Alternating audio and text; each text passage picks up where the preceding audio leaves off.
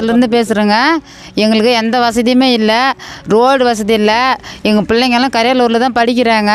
ஒரு போக்குவரத்து வசதி இல்லை.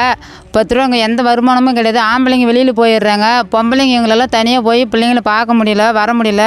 எழுத்தூர் வரைக்கும் எங்களுக்கு பஸ்ஸு வருது. அந்த பஸ்ஸு சின்ன திருப்பதிக்கும் வருதுன்னு சொன்னாங்க. ஆனால் எங்களுக்கு சின்ன திருப்பதிக்கும் அந்த பஸ்ஸு வரல.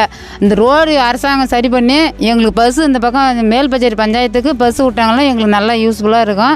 அதுக்கு அரசாங்கம் தான் பார்த்து எங்களுக்கு மேல்பச்சேரி பஞ்சாயத்துலேருந்து பேசுகிறோம். நான் அந்த மேல்பச்சேரி கிராமத்தை சேர்ந்தவன் தான். இங்கேருந்து வெள்ளிமலைக்கு போகணுன்னா எங்களுக்கு குறைஞ்சது ஒரு 4 மணி நேரத்துக்கு மேலே ஆகுது. ரோடு அந்த அளவுக்கு மோசமாக இருக்குது, குண்டு குழியாக இருக்குது. அதனால் இங்கேருந்து ஒரு 2 வீலரில் போனாலும் கஷ்டமாக தான் இருக்குது. ஆம்புலன்ஸ் ஒரு அர்ஜென்ட்டுக்கு வர சொன்னால் கூட குறைஞ்சது 4 மணி நேரத்துக்கு மேலே ஆகுது. இங்கேருந்து மேல்பச்சேரி பஞ்சாயத்துலேருந்து சின்ன திருப்பதி கோயில் ரொம்ப ஃபேமஸான கோயில் தான். அந்த கோயிலுக்கு பார்த்தீங்கன்னா சனி ஞாயிறு பார்த்தீங்களா அடிக்கடி மக்கள் வந்து போயிட்டு தான் இருக்காங்க. ஆனால் ரோடு பார்த்தோன்னா ரொம்ப குண்டு குழியாக இருக்குது. 2 வீலரில் போகிறக்கே ரொம்ப கஷ்டமாக இருக்குது. இதனால் என்ன பண்ணால் கவர்மெண்ட்டு கவனத்தில் எடுத்து இதை கொஞ்சம் சீர்படுத்தி கொடுக்குற மாதிரி கேட்டுக்கொள்கிறேன்.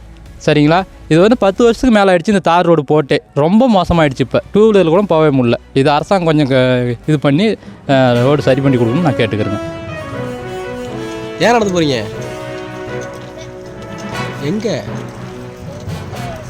ஏன் நடந்து போகிறீங்க? செய்திகளை உடனுக்குடன் தெரிந்து கொள்ள தீரன் நியூஸ் சேனலை சப்ஸ்கிரைப் செய்யுங்கள் மற்றும் பெல் பட்டனை அழுத்தி விடுங்கள்.